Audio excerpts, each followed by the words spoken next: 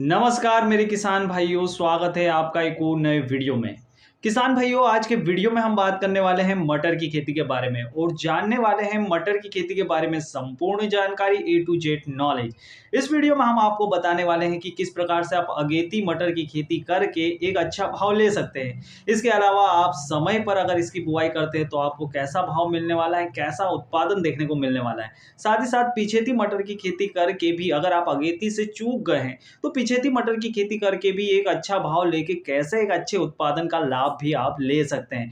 तो किसान भाई, इस वीडियो को लास्ट तक जरूर देखना और जहां भी ये वीडियो पसंद आ जाए उसी समय इसे लाइक और शेयर करना न भूलिएगा। तो किसान भाइयों, शुरू करते हैं आज का हमारा वीडियो। सबसे पहले बात कर लेते हैं मटर की खेती के लिए सबसे सही समय क्या है। किसान भाई, इससे मैं कुल मिलाकर आपको अक्टूबर और नवंबर का महीना मिलता है जब आपको इसकी बुआई कर देनी चाहिए। ये सबसे अनुकूल समय माना जाता है मटर की खेती के लिए। अगर आप अगेती बुआई कर रहे हैं तो अक्टूबर का महीना, और अगर आप समय पे बुआई कर रहे हैं तो लास्ट अक्टूबर से लगाकर शुरुआती नवंबर तक सबसे बढ़िया समय माना जाता है। और अगर इसके बाद बुआई कर रहे हैं यानी नवंबर के लास्ट में अगर आप बुआई कर रहे हैं तो इसे पिछेती मटर की खेती कहा जाता है। तीनों ही आप तरीके से बुआई कर सकते हैं, लेकिन अलग अलग उत्पादन आपको देखने को मिलेगा।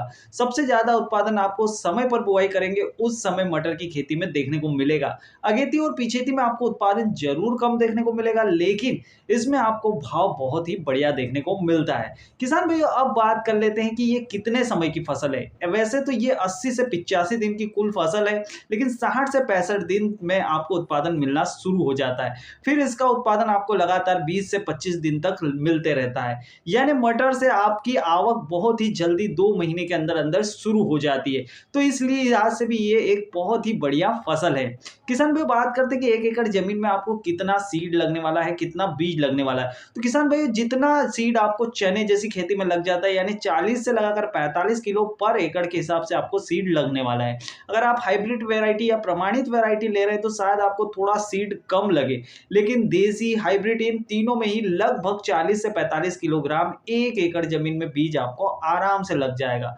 किसान भाई, अब बात कर लेते हैं कि कैसे आप मटर की बीज उपचार करके उत्पादन को और ज्यादा बढ़ा सकते हैं। तो सबसे पहले बात कर लेते हैं बीज उपचार कैसे करना है। तो किसान भाई, इसके लिए आप एक अच्छा सा फंगीसाइड लीजिए। आप थोरियम ले सकते हैं, राइजोबियम कल्चर ले सकते हैं, ट्राइकोडर्मा ले सकते हैं। बहुत सारे ऐसे बीज के उपचार के फंगीसाइड हैं जिनको लेकर आप अच्छे से मटर के बीज उपचार कर सकते हैं, जिससे आपका जो फंगस रहेगा उसका अटैक कम देखने को मिलेगा, जिसकी वजह से आपका उत्पादन भी काफी बढ़ता हुआ नजर आएगा। किसान भाई, बात कर लेते हैं कि बेसल डोज क्या रखना चाहिए, यानी जब आप इसकी बुआई करने वाले हो तो उस समय खाद का मैनेजमेंट कैसे करेंगे। तो किसान भाई, जिस समय आप इसकी बुआई करने वाले हैं उस समय आपको एनपीके 50 किलोग्राम, रिएजेंट 5 किलोग्राम और सरसों की खली 2 क्विंटल पर एकड़ के हिसाब से ले लेना है। किसान भाई, ये काम आपको करने से पहले खेत की तैयारी अच्छे से करना है। खेत की तैयारी के लिए आप हल्की जुताई करवाइए, गहरी जुताई बिल्कुल ना करवाइए, क्योंकि देखिए इसमें बीज नीचे जाने के, एक तो इसका बीज चिकना होता है और दूसरी चीज वजनदार भी होता है, इसलिए जमीन के नीचे धंसने की समस्या बनती है। अगर आप पलटी पुलाव करवा लेते हैं तो जैसे ही आप सिंचाई करेंगे पहली सिंचाई में बीज ज्यादा नीचे जाने की संभावना बनी रहती है, जिसकी वजह से जर्मिनेशन रेट काफी घट जाता है। इसलिए मैं आपको सजेस्ट करूंगा कि आप इसमें हल्की जुताई करवाइए, अच्छे से हल्की जुताई यानी कल्टीवेटर करवा लीजिए। फिर आप उसमें गोबर की खाद 2 ट्राली 1 एकड़ में अगर आपके पास व्यवस्था है और डालना चाहते हैं तो डाल दीजिए, वरना बायो खाद या फिर SSP single super phosphate 2 bag पर एकड़ के हिसाब से डालकर अच्छे से रोटावेटर करवा लीजिए। रोटावेटर करवाने के बाद में किसान भाइयों, इसमें आप डीएपी और उसके साथ में एनपीके वगैरह डाल दीजिए अगर आप डालना चाहते हैं, वरना तो हमने जो बेसल डोज आपको बताया कि 12 32 16 एनपीके 50 किलोग्राम, रिएजेंट 5 किलोग्राम और सरसों की खली 2 क्विंटल से आपका काम चल जाएगा 1 एकड़ जमीन के लिए। किसान भाई, अब बात कर लेते हैं कि आपको बुआई किस तरीके से करनी है। तो इसके लिए आप बुआई के लिए मल्टी सीडर का उपयोग कर सकते हैं, छिड़काव विधि से बुआई कर सकते हैं, जो कि बहुत ही पुराना तरीका है, अब इसको कोई इस्तेमाल नहीं करता है। किसान भाई, बेड बनाकर क्यारी बनाकर दोनों प्रकार से इसकी खेती बड़े ही आराम से की जा सकती है। बेड बनाने में सबसे ज्यादा फायदा होता है, इसमें सबसे ज्यादा उत्पादन आपको देखने को मिलता है। किसान भाई, बात करते हैं तो आप एक लाइन से दूसरे लाइन के बीच की दूरी 20 से 25 सेंटीमीटर रखिए और एक पौधे से दूसरे पौधे के बीच की दूरी 4 से 5 सेंटीमीटर रखिए। अगर आप मल्टी सीडर से बुआई करते तो आपको टेंशन लेने की आवश्यकता नहीं है, उसकी सेटिंग ही ऐसी होती है कि इतना ही आपको गैप मिलने वाला है। किसान भाइयों, ये एक ऐसी खेती जिसमें आपको 2 से 3 बार सिंचाई करनी होती है। एक तो जब आप इसकी बुआई कर दें उसके तुरंत बाद इसकी सिंचाई करवाइए, पलेवा कल करके भी आप इसकी बुआई करवा सकते हैं, लेकिन मैं आपको बताऊंगा सूखे में बुआई करने से जो जमीन के अंदर से जो बीज के जर्मिनेशन रेट होता है वो काफी बढ़ जाता है, इसलिए सूखे में ही बुआई करवा के आप इसकी सिंचाई करवाइए। किसान भाई, उसके बाद में आप 20 से 25 दिन रुकिए, उसके बाद दूसरी सिंचाई और तीसरी सिंचाई अगर आपको आवश्यकता पड़ रही है तो करवाना है, यानी बहुत ही कम सिंचाई में ये उत्पादन देने वाली एक फसल बन जाती है। किसान भाई, आप बात कर लेते हैं खपतवार का नियंत्रण इसके लिए कैसे करना है। तो खपतवार के लिए आप हार्बिसाइड का उपयोग कर सकते हैं, लेकिन प्री इमर्जेंट हार्बिसाइड का उपयोग कीजिए, यानी बुआई से पहले जो हार्बिसाइड यूज की जाती है उसका ही उपयोग करें। आप इसका मतलब जो आप बुआई के बाद में फसल आपकी जब खेत में खड़ी हो जाती है उसके बाद में जिस हार्बिसाइड का उपयोग करते हैं उसका बिल्कुल न करें। इसकी वजह से आपकी फसल पे झटका देखने को मिल सकता है।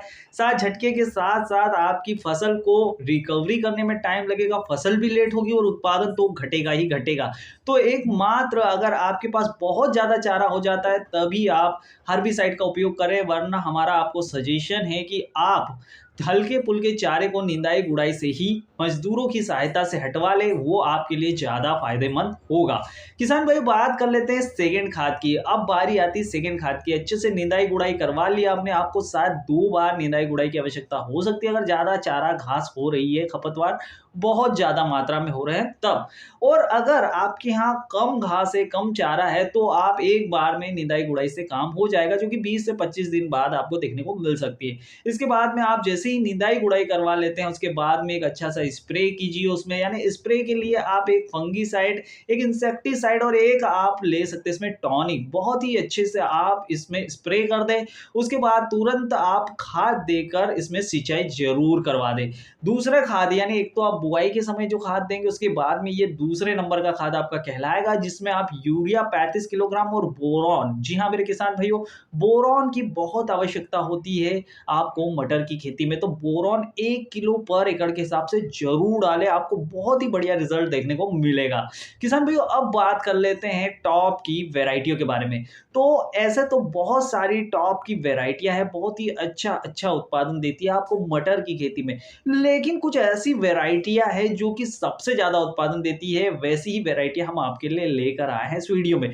वैसे आपको इन पर ज्यादा ध्यान न देते हुए आपको अपने लोकली जो सबसे अच्छा उत्पादन दे रही है उन वेराइटियों का चयन जरूर करना चाहिए इनकी बजाय। लेकिन हम फिर भी आपको बता देते हैं, जैसे कि AP3 एक बहुत ही बढ़िया वेराइटी है, PSM3, एडवांटा गोल्डन, GS10 और इसके साथ साथ श्री राम सलोनी, ये जो 4-5 वेराइटियां हैं ये काफी समय से बहुत ही बढ़िया उत्पादन किसानों को दे रही है और लंबे समय से किसान इससे अच्छा लाभ ले रहे हैं, इसलिए इन वेराइटी का चुनाव आप जरूर कर सकते हैं। लेकिन हम फिर से एक बार आपको कहेंगे कि आप अपने लोकली अवेलेबल वेराइटियों का ही चयन करें, क्योंकि वो आपके लोकल के इन्वायरमेंट से काफी सूटेबल होती है, उस हिसाब से उत्पादन भी उनका बहुत ही बढ़िया देखने को मिलता है।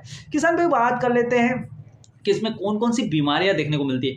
तो वही बीमारियां देखने को मिलती है जो आपको मूंग की फसल में, चने की फसल में, सरसों की फसल में या फिर आपको मेथी या अन्य पालक वगैरह की फसलों में देखने को मिलती है। यानी देखिए, फल्ली छेदक कीटों का अटैक देखने को मिलता है, एफिड, थ्रिप्स, इल्लिया, पीलापन और फुनगी, सफेद मक्खी, हरा मच्छर, ये सब कुछ इसमें देखने को मिलता है, लेकिन इसमें ज्यादा स्प्रे करने की आवश्यकता नहीं पड़ती। अगर बहुत ही ज्यादा फसल खराब हो रही है तो ही आपको 2 बार स्प्रे करना पड़ सकता है, लेकिन एक ही बार स्प्रे करने से अधिकतर किसान भाइयों का काम चल जाता है। और अगर आपकी जमीन ऐसी है जिसमें ज्यादा बीमारियां नहीं आती है, खपतवार ज्यादा नहीं होती है, तो शायद आपका बिना स्प्रे से भी काम चल जाए, लेकिन हम आपको सजेस्ट करेंगे कि कम से कम एक स्प्रे तो आप जरूर कर दीजिए। किसान भाइयों, बात कर लेते हैं कि अब आप कितने समय की ये फसल है और कितना उत्पादन आपको दे सकती है। किसान भाई देखिए, उत्पादन जो होता है आपका वो डिपेंड करता है कि आपने खाद किस प्रकार से दी है, स्प्रे किस प्रकार से दी है। जैसे हमने आपको पहला खाद बताया, दूसरा खाद बताया, अब मैं आपको एक तीसरा खाद जो आपके ऊपर है कि आप देना चाहते हैं कि नहीं। क्योंकि देखिए कुछ-कुछ किसान भाइयों की बहुत ज़्यादा मजबूरियाँ होती है, उनका बजट लिमिटेड होता है। लेकिन फिर भी अगर आपके बजट में आता है तो मैं आपको सजेस्ट करूँगा कि आप zinc sulphate 4 kilogram, micro nutrients 5 kilogram और यूरिया 25 किलोग्राम, जी हाँ मेरे किसान भाइयों, अच्छी तरीके से मिक्स करके जब आप बुआई के बाद में फर्स्ट खाद दें तो ये कॉम्बिनेशन भी आप यूज़ कर सकते हैं।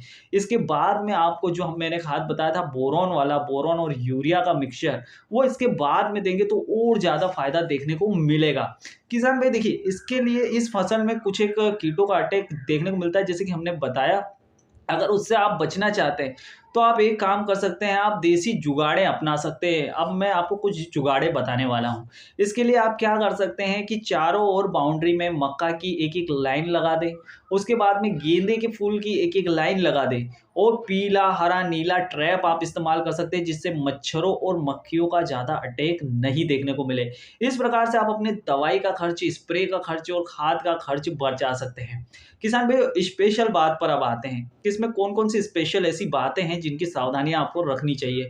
तो देखिए, कभी भी फूल आने के बाद में आपको सिंचाई नहीं करनी चाहिए, जब तक कि उसमें से 70 से 80% फूल आपकी फलियों में कन्वर्ट नहीं हो जाते हैं। देखिए, फूल आने के बाद में अगर आप इसकी सिंचाई करते हैं तो शरद गर्म होने के कारण आपके फूल झड़ने की समस्या देखने को मिल सकती है। किसान भाई अगर मैं खतरे की बात करूँ मौसम के हिसाब से, तो मटर की खेती में आपको एक ही खतरा देखने को मिलता है, वो है बादलों का और बारिश का। अगर बारिश होती है या बादल हो जाती है, मावठा गिर जाता है, तो आपको इस फसल में नुकसान दिखाई दे सकता है।